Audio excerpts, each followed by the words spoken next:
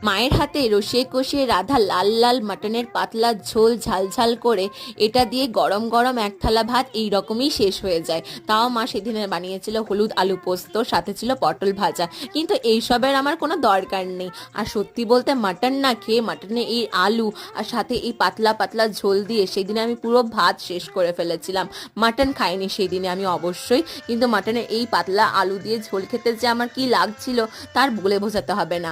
Mutton হলেই না মায়ের হাতের রাধা রসিয়ে কষিয়ে এরকম লাল লাল পাতলা পাতলা ঝোলটাই যেন আমার দারুণ লাগে, মাটনের ওই কষা বা গ্রেভি কোনো আইটেম ছাড়া।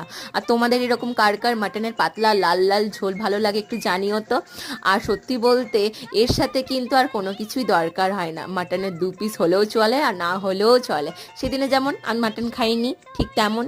আসছি আবার নতুন ব্লগ নিয়ে। লাইক শেয়ার সাবস্ক্রাইব করতে ভুলো না। সাবস্ক্রাইব বাটনের পাশে ছোট্ট একটা বেল আইকন আছে, ওটাকে হিট করে দিও। টাটা।